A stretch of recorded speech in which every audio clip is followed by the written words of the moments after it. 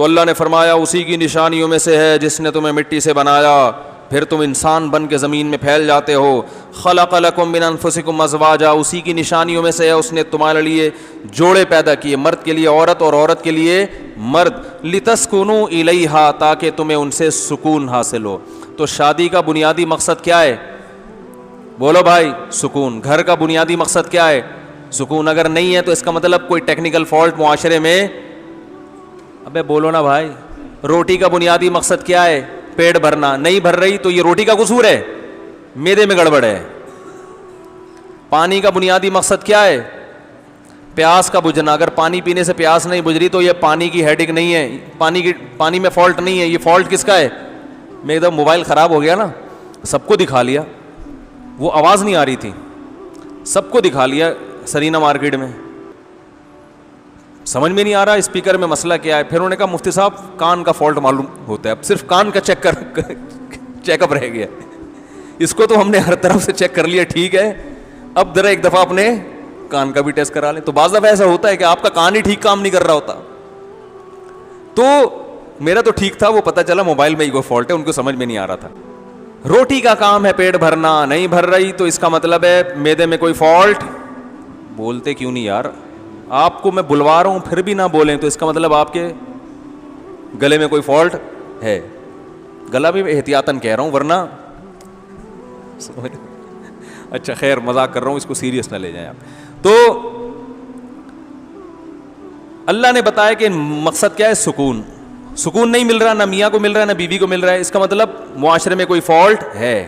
وہ فالٹ بڑا کیا ہے؟ ایک دوسرے کے حقوق کا پتہ ہی نہیں ہے، پتہ ہی نہیں. اس پہ میرا کلپ ہے پورے ڈیٹیل سے میں نے بیان کیا، دوبارہ سن لینا.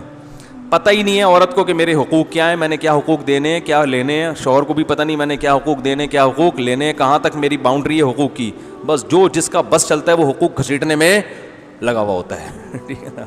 اور علماء کو بیچ میں ڈالنے کے لیے تیار نہیں ہوتے.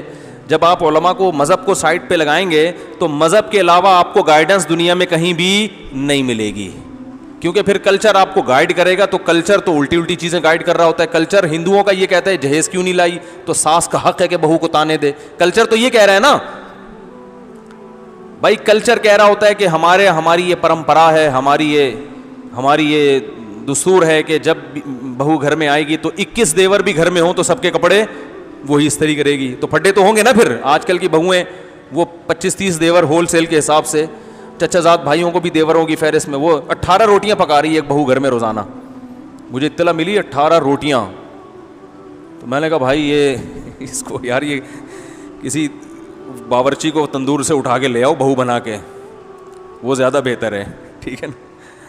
وہ بیچاری 9 عمر لڑکی کی شادی ہو، 18 روٹیاں روزانہ دن میں 3 ٹائم. تو میں نے اس کے میاں کو میں نے بولا ظلم ہے اللہ کے بندے. اس نے کہا میرے ابا کا حکم ہے، اماں کا حکم ہے. میں نے کہا ابا اماں سے بولو، مجھے بول دو بھائی، مجھے نہیں، یعنی وہ ان کو اپنے آپ کو کہ میں بنا لوں گا. یہ تو زیادتی ہو رہی ہے نا. لیکن کلچر ہے کہ بھائی سب کا کھانا بنے گا. تو بعض دفعہ بہو کا کلچر کچھ اور ہوتا ہے، وہ ساس پہ ظلم کر رہی ہوتی ہے. تو کلچر کو ہر جگہ تھوپا ہوا ہے. اور پھر کچھ چیزیں گوروں سے لیتے ہیں. گوروں کا کلچر تو یہ کہ کوئی کسی کی خدمت، بولو بھائی، وہ کہنے پیسے بھی اپنے اپنے ہیں. بیگم اپنا برگر خرید کے خود کھائیں گی، میاں اپنا برگر خرید کے خود کھائیں گے. تو ان کا کلچر یہ ہے. تو کلچر تو صحیح گائیڈ کر ہی نہیں سکتا، وہ تو عجیب چیزیں سکھا رہا ہوتا ہے. تو آپ کے پاس اسلام کے علاوہ کوئی آپشن ہے ہی نہیں. تو شادی کرنے سے پہلے ایگریمنٹ کیا کرو کہ بھائی اسلام کے مطابق جو حقوق ہیں نا انہی پہ چلیں گے. نہیں تو بتا دو، کیونکہ مجھے پتا ہے پھر پہلے سے لڑائیاں ہوں گی. بتا دوں میں، آپ چل ہی نہیں سکتے، 4 دن نہیں چل سکتے. 20 سال کی گرل فرینڈز ہوں گی نا، دوستیاں ہوں گی، جس دن شادی ہوگی اگلے دن سے پھڈے شروع.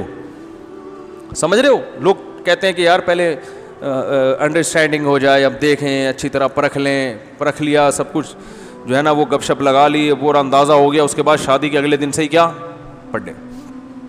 تو اس لیے وہ ہو ہی نہیں سکتا. تو اللہ نے فرمایا لتسکنوا الیہا وجعل بینکم مودۃ ورحمۃ، اور اللہ نے تمہارے درمیان یعنی میاں بیوی کے درمیان بہت زیادہ محبت اور رحمت رکھ دی. مودہ چھوٹی محبت کو نہیں کہتے، بے پناہ محبت. تو اللہ کہہ رہے ہیں میاں بیوی میں تھوڑی محبت نہیں ہوتی، بے پناہ محبت ہوتی ہے. رحمت بھی، رحمت کا مطلب ایک دوسرے کا خیال رکھنے کا جذبہ بھی. یہ کس نے پیدا کیا ہے؟ بولتے کیوں نہیں بھائی؟ اللہ نے کیا ہے. اس لیے کہہ رہے ہیں کم بختو شادیاں کر لی، جتنے کمارے چھڑے چھاڑ بیٹھے ہیں نا، شادی کرو تو تمہیں محبت بھی ملے گی اور رحمت بھی ملے گی, اور تم بھی اسے محبت دو گے, رحمت دو گے. پھڈے تو تھوڑے بہت تو ہر جگہ چلتے ہیں, وہ تو مسلمانوں میں بھی ہوتے ہیں. اتنے زیادہ جو آج کل قاتلانہ لڑائیاں ہو رہی ہیں نا, یہ ڈینجرس ہے. یہ اس کا مطلب ہے کہ حقوق کا تعین ہی نہیں ہے. تو اللہ نے فرمایا وَمِنْ آیَاتِهِ خلق السماوات والارض, اسی کی نشانیاں ہیں آسمانوں اور زمین کا بنانا, یہ خود سے نہیں بنا. وَاخْتِلَافُ أَلْسِنَتِكُمْ وَأَلْوَانِكُمْ, تمہاری زبانوں اور رنگوں کا اختلاف. اللہ کی حکمت نے تقاضا کیا کہ سب کو ایک جیسا نہ بن. دیکھو کبوتر سب سفید ہی ہوتے ہیں, جو ایک خاص نسل ہے نا کبوتروں کی. بعض جانور ایسے ہیں پوری دنیا میں ایک ہی کلر کے ہوں گے. ایک یہ شہری کبوتروں کی بات کر رہا ہوں. کبوتر سے ہٹ کے اور مثالیں ہمیں ملتی ہیں. کوے کیسے کلر کے ہوتے ہیں؟ کالے. سفید کوا دیکھا کبھی؟ میں نے نہیں دیکھا اب تک. ہو سکتا ہے ہو, لیکن رپورٹ یہی ہے کہ ابھی تک کوے کی حرکتیں ایسی ہیں کہ کالا رنگ ہی سوٹ کرتا ہے اس کے اوپر. ٹھیک ہے نا. تو لیکن انسانوں کی شکلوں میں اور رنگوں میں اللہ نے بہت اختلاف رکھا. یہ بھی اللہ کی حکمت ہے. افریقہ جائیں, میں تو گیا ہوں افریقہ, اندھیرے میں نظر ہی نہیں آئیں گے. لائٹ گئی تو غائب, اتنے بلیک. ادھر جائیں گوروں کے ملک میں, اتنے وائٹ, ایسے سفید کہ روشنی میں نظر نہیں آئیں گے آپ. تو یہ اللہ کی طرف سے. زبانوں میں اختلاف, وہ عجیب بول رہا ہوتا ہے, ایک لفظ سمجھ میں نہیں آ رہا ہوتا کیا بول رہا ہے. تھوڑا سا آگے, ابھی دیکھو پاکستان میں ہی دیکھ لو, کراچی سے آپ باہر نکلو گے, حیدرآباد جاؤ گے, سندھی زبان اسٹارٹ. تھوڑا اور آگے جاؤ گے بالکل خالص سندھی. تھوڑا اور آگے جاؤ گے سرائکی کی آثار شروع. تھوڑا اور آگے جاؤ گے خالص سرائکی. پھر تھوڑا اور آگے جاؤ گے پھر پنجابی زبان. اور آگے جاؤ گے پھوٹوہاری زبان. اور آگے جاؤ گے ہند کو, چند کلومیٹر کے فاصلے پر شروع ہو جاتا ہے ہند کو. ہند کو والے یہ والی زبان نہیں سمجھتے, پنجابی سے بالکل الگ ہے. پھر آگے جاؤ گے پشتو, پھر اور آگے جاؤ گے کوہستانی زبان, پھر اور آگے جاؤ گے گلگتی زبان. اتنا, اور ایک دوسرے کا ایک لفظ نہیں سمجھ رہے ہوتے, لیکن ہر آدمی اپنی بات پوری طریقے سے سمجھا رہا ہے. تو یہ اللہ نے اختلاف پیدا کر دیا, اس میں حکمتیں تھیں. اللہ نے فرمایا وَمِنْ آیَاتِهِ مَنَامُكُمْ بِاللَّيْلِ وَالنَّهَارِ, اسی کی نشانیوں میں سے ہے تمہارا دن اور رات میں آرام کرنا. دیکھو ہمارا